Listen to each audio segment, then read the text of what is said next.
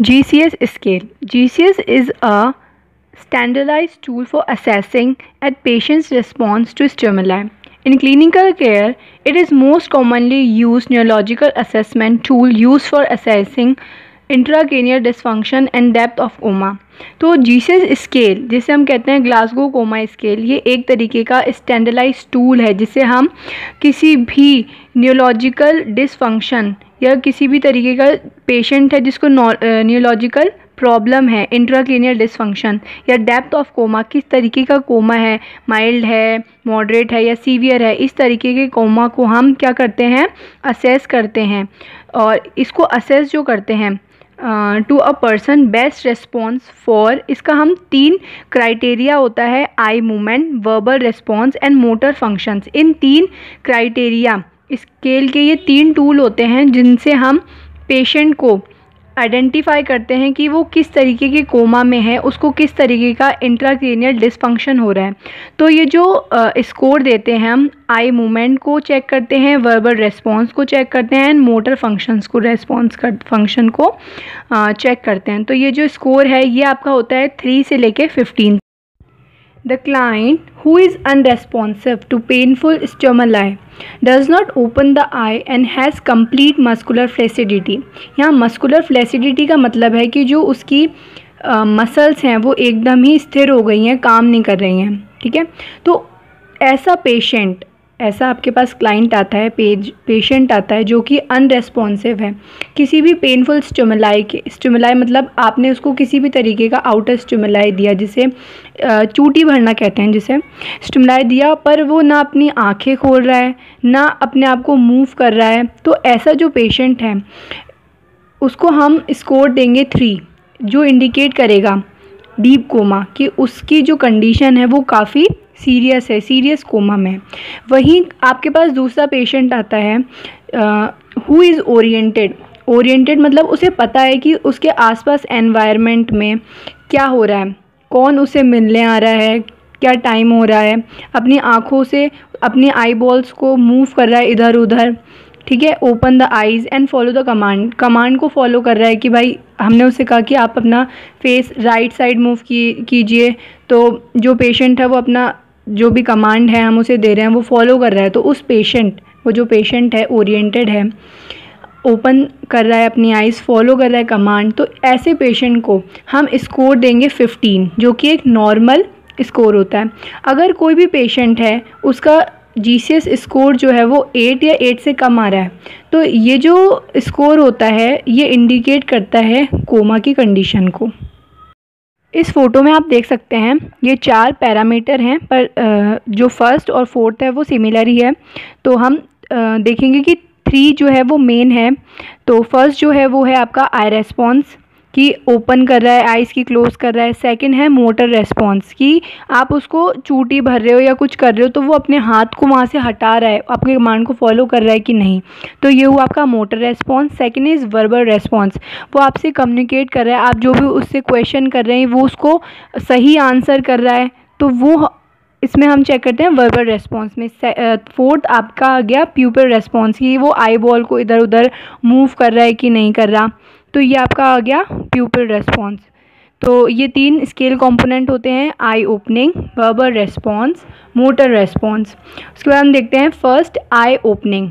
Observe eye opening without speaking to the client if the eyes are still closed, call the patient name, if no response raise the voice, if still no response use a mild painful stimuli given in the central part of the body such as squeezing the trapezium muscle or rubbing the sternum।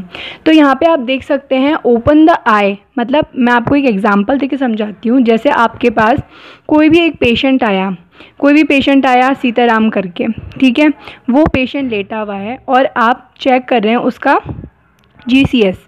अगर आप गए उसके पास, उसने आपके आने पर अपनी आंखें नहीं खोली, तो आप क्या करेंगे, if no response raise the voice, call the patient name, आप उसको नाम लेके बोलेंगे सीताराम जी। अगर वो फिर भी नहीं उठ रहा तो आप अपनी आवाज़ को थोड़ी बढ़ाएंगे, भाई सीताराम जी उठिए।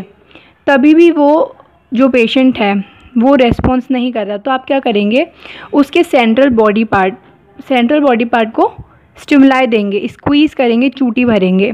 आपकी जो उसकी छाती है, ट्रेपेजियस मसल्स जो होती है वो छाती पे होती है, उसको रब करेंगे।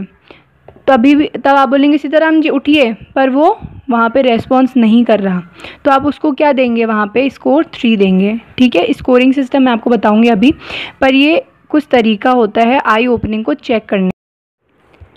Now the second point is verbal response. Responses assess the client to orientation to self, environment and time. Ask appropriate questions such as what is your name, where are you at now. So the verbal response defines that how the patient is oriented, like कि वो aware है अपने बारे में, अपने environment के बारे में, क्या टाइम है उसके बारे में। तो हम उसको कैसे चेक करेंगे, वर्बल रेस्पॉन्स को कैसे चेक करेंगे कि हम उसे कम्युनिकेट करेंगे और क्या पूछेंगे, किस तरीके से उससे बात करेंगे कि आपका नाम क्या है, आप कहाँ हैं, क्या वक्त हो रहा है। तो इस तरीके से हम उसका वर्बल रेस्पॉन्स चेक करेंगे कि वो अवगत है अपने आसपास के एनवायरनमेंट के बारे में और हमें कैसे सही रेस्पॉन्स दे रहा है कि हाँ अपना नाम सही बता रहा है कि नहीं। तो ये हो गया इसका verbal response.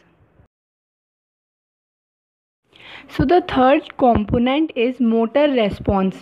To assess motor response, ask the client to follow some command like raise your hand. If the client unable to follow commands, observe the response to painful stimuli.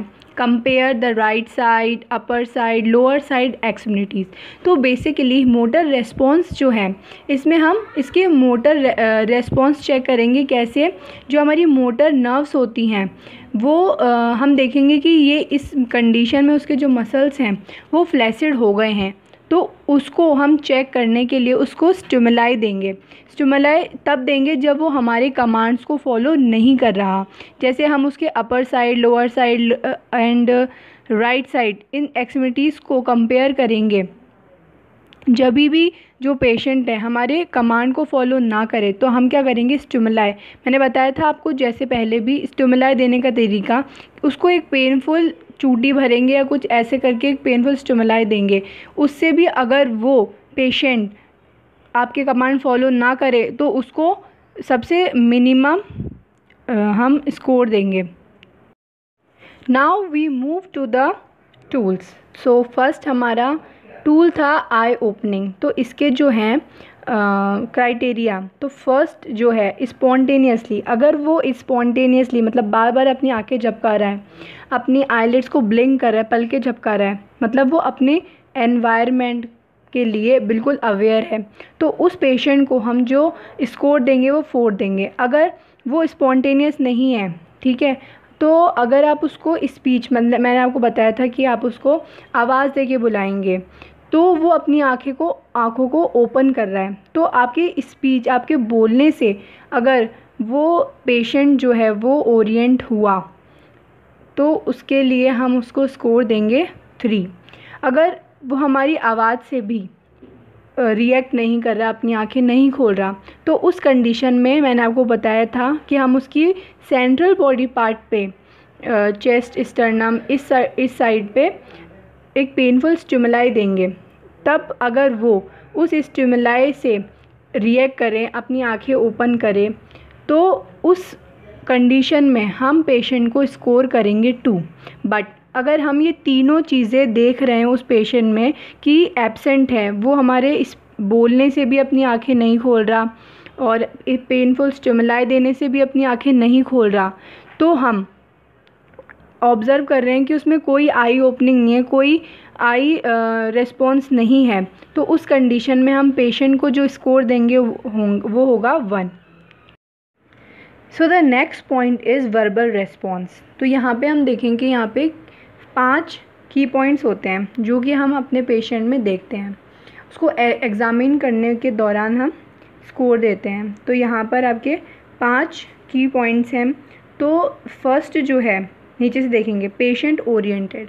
कि मतलब पेशेंट को पता है कि उसके आसपास क्या चल रहा है, जो आप उससे पूछ रहे हैं वो सही जवाब दे रहा है, आप उससे नाम पूछ रहे हैं, आप उससे वक्त पूछ रहे हैं, आप उससे डेट पूछ रहे हैं, तो वो एकदम करेक्ट आंसर कर रहा है, तो पेशेंट जो है उस कंडीशन में ओरिएंटेड है, तो आप उसमें उसको स्कोर देंगे 5, उसके GCS को स्कोर देंगे 5। पर वहीं अगर पेशेंट कंफ्यूज्ड है, उसको नहीं पता कि टाइम क्या हो रहा है, आपने सुबह टाइम पूछा वो शाम का टाइम बता रहा है, तो वो कन्फ्यूजन में है, तो उस कंडीशन में हम जो पेशेंट है उसको पॉइंट देंगे 4।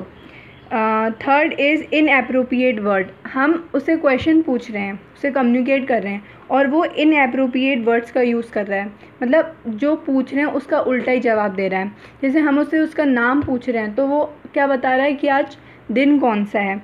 वहीं अगर 4th पॉइंट की अगर बात करें तो वहाँ पर है इनकॉम्प्रिहेंसिबल साउंड्स, वो ना बोल पा रहा है ना समझ पा रहा है, बस ऐसी आवाज़ निकाल रहा है, ऐसी साउंड्स, इनकॉम्प्रिहेंसिबल साउंड्स का यूज़ कर रहा है, तो उस कंडीशन में हम पेशेंट को GCS स्कोर देंगे 2। और अगर उसमें वर्बल रेस्पॉन्स बिल्कुल ही एब्सेंट है तो उस कंडीशन में हम पेशेंट को जो स्कोर देंगे वो होगा उसका 1। वहीं जो last so now the next point is motor response. तो मोटर रेस्पॉन्स में हम 6 की पॉइंट्स जो हैं वो असेस करते हैं किसी भी पेशेंट में जो कि न्यूरोलॉजिकल डिसफंक्शन या कोमा का है। तो इसमें जो फर्स्ट होगा, अगर पेशेंट कोई भी कमांड को फॉलो कर रहा है, ओबे कर रहा है, तो वहाँ पर जो पेशेंट है उसको GCS स्कोर दिया जाएगा 6 मोटर रेस्पॉन्स के लिए।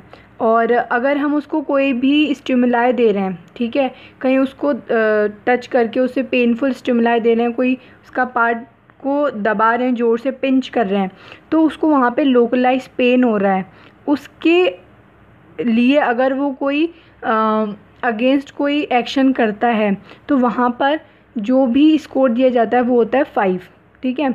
Next is withdrawal from pain, अगर हम उसकी हाथ को पिंच कर रहे हैं और उस पिंच के स्टिमुलस से अगर वो अपने हाथ को वहाँ से विड्रॉ कर रहा है, वहाँ से हटा रहा है पूरी अच्छी तरीके से, तो वहाँ पर जो स्कोर होगा मोटर रेस्पॉन्स के लिए वो होगा 4।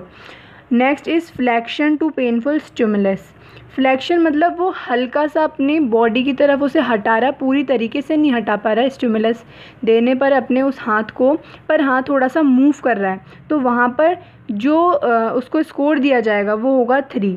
अगर वो अपनी बॉडी जो सेंट्रल बॉडी है, ठीक है, अगर हम उसके हाथ में पिंच कर रहे हैं तो सेंट्रल बॉडी के अगेंस्ट मतलब दूर साइड अगर वो अपने हाथ को मूव कर रहा है तो वहाँ पर जो भी स्कोर दिया जाएगा वो होगा 2। एंड अगर वो कोई भी रेस्पॉन्स नहीं दे रहा है, आप उसको कितना भी पिंच कर रहे हैं, कितना भी पेनफुल स्टिमुलस दे रहे हैं, अगर वो मूव नहीं कर रहा तो वहाँ पर जो GCS स्कोर दिया जाएगा इसके लिए वो होगा 1। आप इस फ़ोटो में देख सकते हैं, इसमें फर्स्ट दिखा रखा है लोकलाइज टू पेन, तो मतलब उसको पेन हुआ तो वो अपने हाथ को थोड़ा सा वो कर रहा है।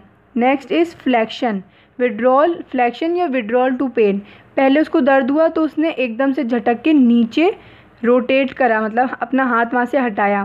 थर्ड में आप दे रखे हैं इसने फिस्ट बना रखी है, फ्लेक्स्ड कर रखा है, फ्लैक्शन तो फिस्ट कर रखी है अपनी सेंट्रल बॉडी पार्ट की तरफ, उसको मूव कर लिया है मतलब हल्का सा।